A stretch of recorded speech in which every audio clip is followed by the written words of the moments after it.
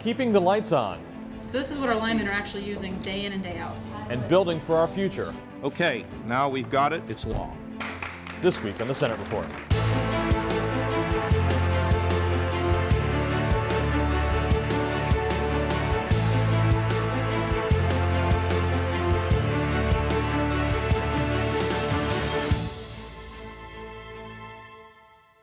It's something we do every day. We wake up and we turn the lights on. We go to the office, the lights are on. We plug in our phones at night and they charge. We kind of take it for granted. What we don't think about very often is all the work it takes to get our energy where it needs to be. We have a group of about 8 transmission linemen that would use these gloves. State Senator Bill Beagle visited the Grid Control Center at Dayton Power and Light this week. That's where the company makes sure every one of its customers get the power they need. In addition to touring the facility, Senator Beagle also participated in some safety equipment testing. People don't think of utilities as an exciting and changing business, but it is. And there's a lot going on with natural gas, and it's a heavily regulated industry, so there's a lot going on with it. We've talked a lot over the last couple of weeks about the state's capital budget, a nearly $2.5 billion bill that will fund infrastructure projects all across our state. Well, as I like to say, there's no doubt in my mind, the Lord smiles today. Governor Kasich signed the capital bill this week in Columbus at the old Reeb Avenue Elementary School. This school is going to be transformed into a community center with money from the capital budget. Senate President Keith Faber, Senators Kevin Bacon and Scott Oelslager attended that event. The school is in Senator Bacon's district, and Senator Oelslager, as chair of the Senate Finance Committee, helped shepherd that bill through the process. We try to take a look and see, how does it touch individual lives? How does it wrap up in the dreams? High schools and universities get a big chunk in this particular capital budget, where the individual Ohioan can go to those schools to try to reach his or her dream, whatever it might be. We had to fight really hard to get the money for the Reeb School, but I tell you what, it is an amazing project.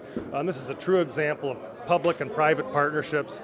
Here we have a facility that's going to house multiple charitable organizations. We're going to have a Boys and Girls Club, an athletic complex, health care, job training, and an early child development center all here in one location. If you talk about why we're doing new school buildings around this state, it's about quality of life and growing and preparing people for the jobs and growing our economy. Why do we invest in higher education? The same reason. President Faber talked with us in a bit more detail about the capital budget this week in our Caucus Conversation. Here's a preview.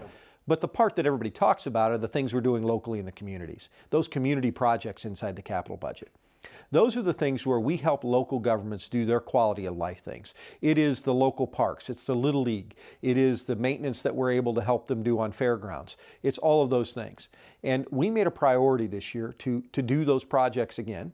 Finally this week, a great story out of Wellington, where the community came together in a big way for its schools. McCormick Middle School was rated the worst school building in the state by the Ohio School Facilities Commission. But the plans for a new building didn't include an auditorium, so the community formed a group to raise money for a new one. State Senator Gayle Manning was on hand as the community celebrated the groundbreaking this week for that new middle school and a new auditorium. These people had the worst school in the state of Ohio. Ohio School Facilities Commission said that. And now they've managed to pass a levy where they're going to be paying about 65% of the bill. Ohio School Facilities Commission's picking up the other part. But they didn't stop there. They went out to businesses and family members asking for more money so that they could put in a $2.5 million auditorium. I think that is fabulous that this small village was willing to do that. Well, that's all for this week. As always, you can keep up to date with us every day on our social media pages, Facebook, Twitter, Instagram, and YouTube. The address is at Ohio Senate GOP, or visit our website, ohiosenate.gov/Republicans. Thanks for watching.